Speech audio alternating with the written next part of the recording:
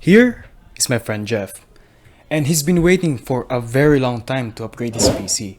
But, just like a normal human being, he doesn't have lots of money in order to buy the latest and greatest components that is out right now, like the 4090. But luckily, me and my friend Marco has upgraded some of our components. So we decided to sell our components to him, Jeff, at a really discounted price. Isn't that what friends are for? Right, guys?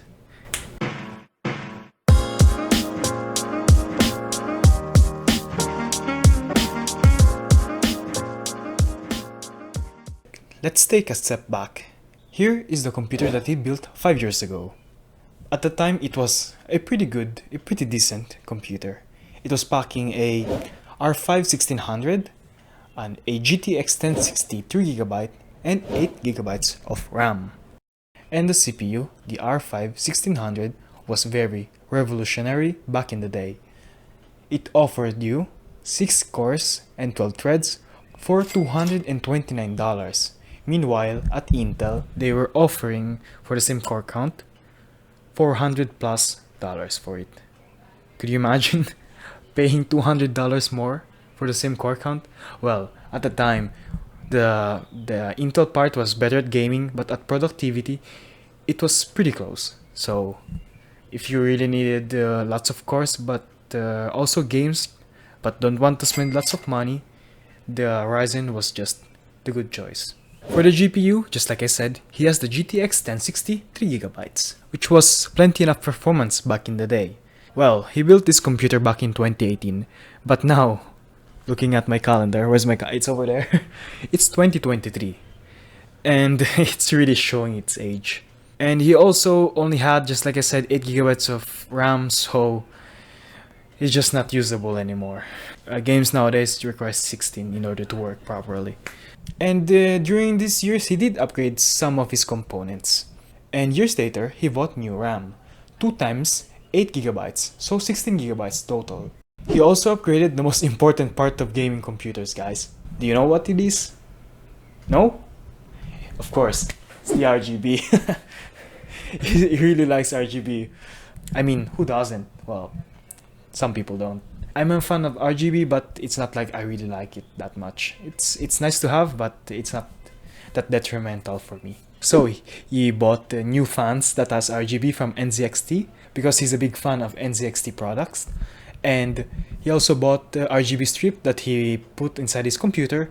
And he also bought speakers that has RGB, the Logitech G560. Hey, what can I say? This man got his priorities straight. Very respectable decision. And now, here we are in 2023.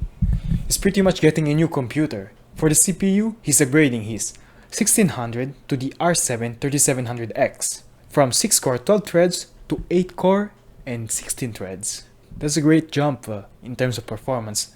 Not only you're getting more cores, but every single core is more powerful. So in the end of the day, you're getting much more performance. What do you want more, Jeff? I'm talking to you.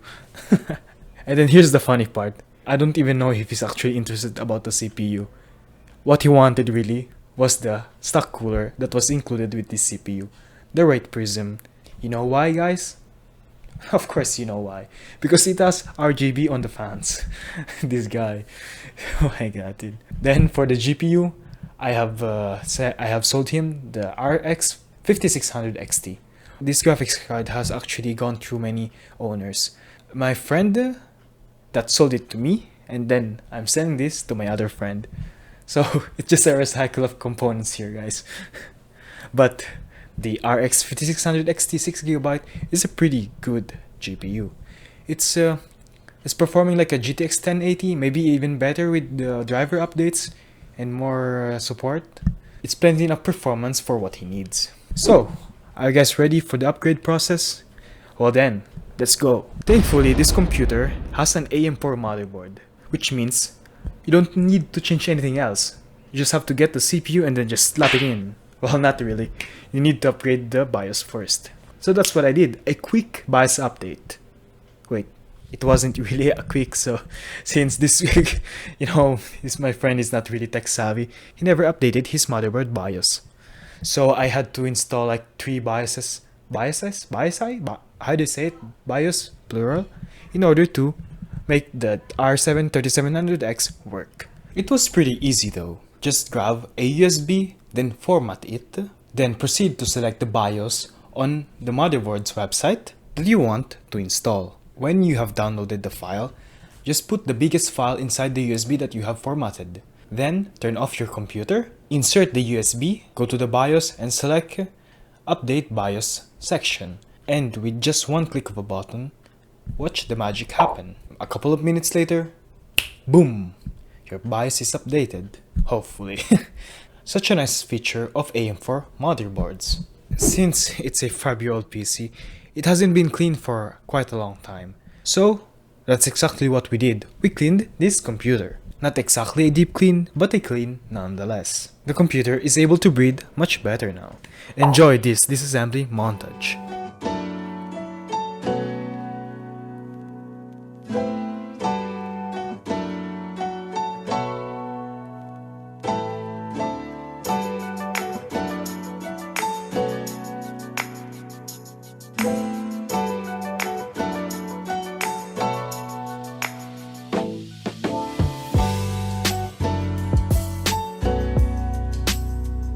Welcome back, guys.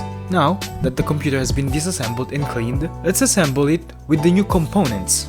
And here we are again with another montage, but this time it's assembly. Enjoy!